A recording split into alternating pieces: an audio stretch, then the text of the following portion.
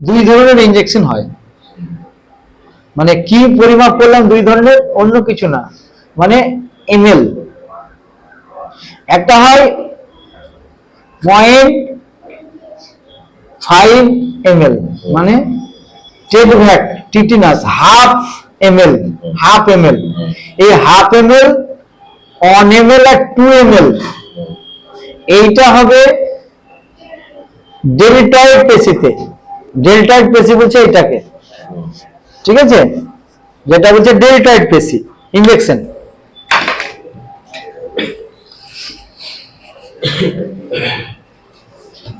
দেখো, যেটা আমি এটা বাহু ধরি আর কি, সেটা ঠিক আছে, এটা তো মানুষ, ঠিক আছে, তাহলে এটা হচ্ছে বাহু, তাহলে এইটাকে বলছে ডেল্টয়েড পেশি, ঠিক আছে। তাহলে এইখানে যে ইনজেকশনটা হবে, সেই ইনজেকশনটা কি ইনজেকশন হবে না, তো 0.5 ml, একে আমরা হাফ ml বলি। এটা কোন ইনজেকশন না, তো টেডভ্যাক, TET-VAC, tetanus vaccine, half ml এর যে ইনজেকশন, সেটা ডেল্টয়েডে করবে সব সময়, ঠিক আছে। বলছি এই ডেল্টয়েডের পেশির কতখানি, 0.5 ml টু 2 ml, এটা অ্যালাউ, ঠিক আছে।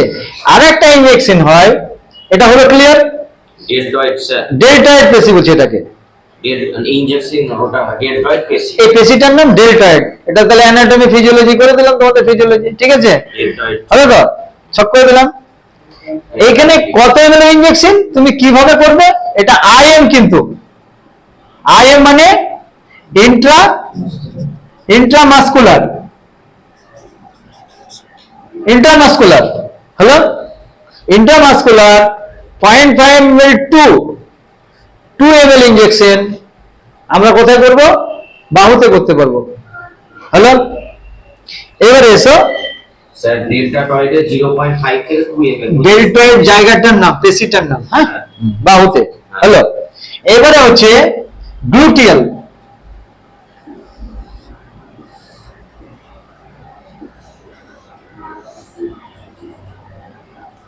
এইটা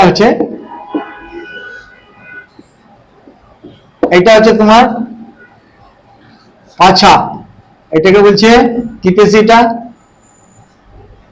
গ্লুটিয়াল। গ্লুটিয়াল পেশিতে হবে 3 ml to 5 ml IM. IM मतलब क्या, बोलो, आईएम मतलब इंट्रामास्कुलर, হলো। তাহলে দুটো জায়গা, দুটো বেস, এটা বাচ্চা আমি আঁকলাম, এটা উপর করে শুয়েছে একটা মানুষকে, তাই তো, বুঝতে অসুবিধা আছে কি, ঠিক আছে।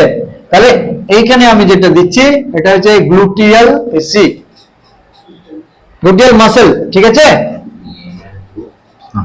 তাহলে এখানে আমি ইনজেকশনটা দেব কত ml, 3 ml থেকে 5 ml, ক্লিয়ার হলো।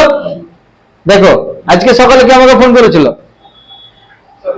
हाँ ओ तुम क्या थे, तो हो गया, हाँ।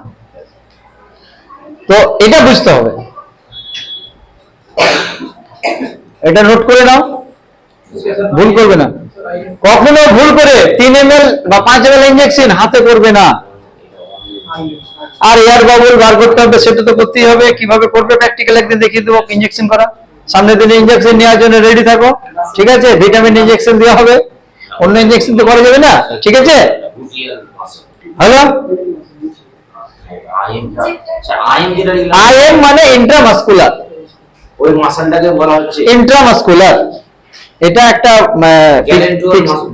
মাসল বলছে, গ্লুটিয়াল, গ্লুটিয়াল মাসল, এটার নাম, এই জায়গাটার নাম গ্লুটিয়াল মাসল, মাসলটাতে নাম আছে, হ্যাঁ স্যার, এটা গ্লুটিয়াল মাসল বলা হয়। যেটা আপনি নিচেরটা লিখেছেন ওটা কোনটা মাসল, ইন্ট্রামাসকুলার মানে মাসের ভিতরে ইনজেকশন, এই ইনজেকশনটাকে বলা হয় আইএম।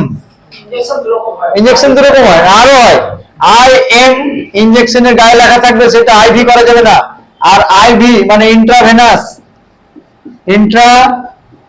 ভেনাস মানে শিরার ভিতরে, আইএম মানে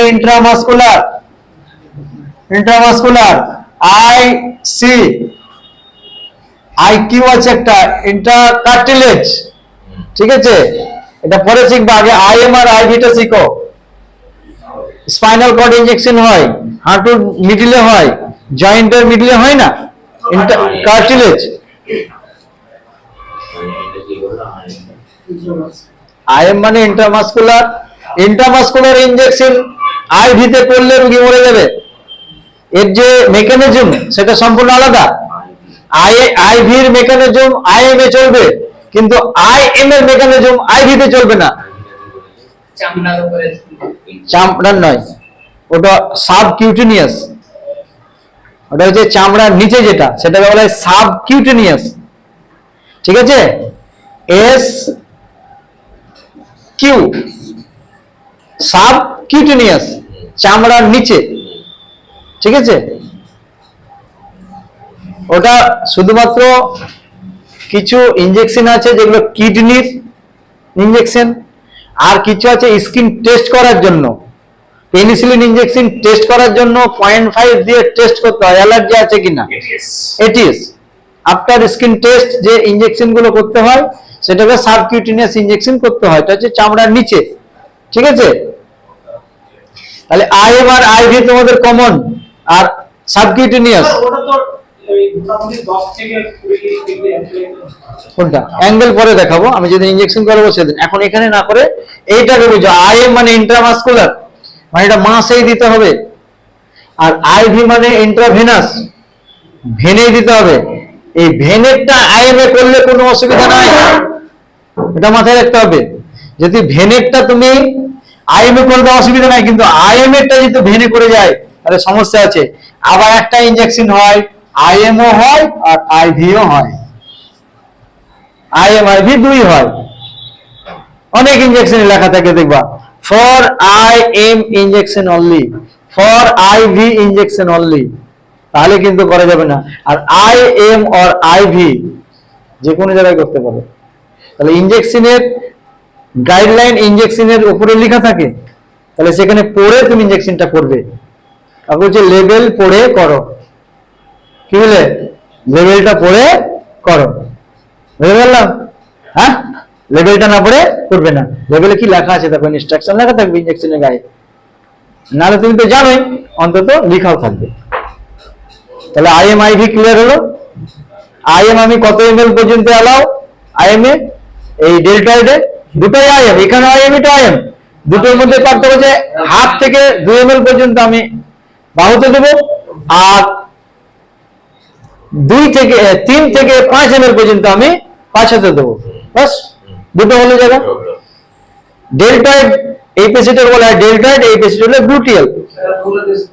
হ্যাঁ, পরীক্ষাতে পড়তে পারে, তার জন্য বলে দিলাম।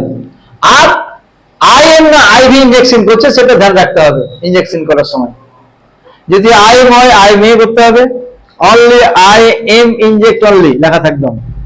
আর একটা লেখা থাকবে আইএম আইভি আইদার, যে কোনো জায়গায়, যেমন ভ্যাকসিন ফ্যাকসিন সবই আইভি আইএম করে দেবে, প্যান্টা আইভি করে দেবে, রেন্টাক আইএম আইভি দিয়ে করে দেবে, সমস্ত প্রায় ইনজেকশন এখন আইএম আইভি আছে। শুধু পেনিসিলিন যে অ্যান্টিবায়োটিক ইনজেকশন গুলো সব আইভি। না, এইটা মনে রাখতে হবে মার্ক।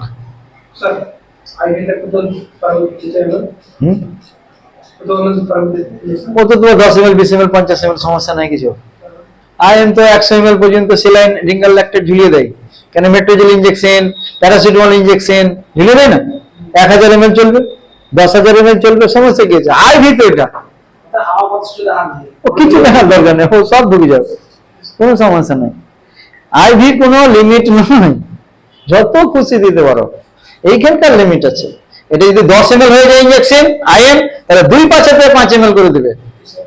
হ্যাঁ হ্যাঁ, কোনো সমস্যা নেই। ক্লিয়ার হলো ইনজেকশন? এবারে প্র্যাকটিক্যাল করার জন্য তোমরা প্রস্তুত থাকো, সামনের দিনে তাহলে আমি একদম পুরো প্র্যাকটিক্যাল করে দেবো, অ্যাঙ্গেল কিভাবে, ইনজেকশন কিভাবে, ডাইরেক্ট ইনজেকশন করতে হবে, ঠিক আছে? এবার যদি রোজা থাকে তাহলে সমস্যা, যারা রোজা থাকবে না তারা শিখবে, রোজার পরে হবে প্র্যাকটিক্যাল। ইনজেকশন আইএম আইভি সব শিখিয়ে দেওয়া হবে প্র্যাকটিক্যাল। আইএম টা মানে আইএম ছাড়া কোনো জায়গায় পারা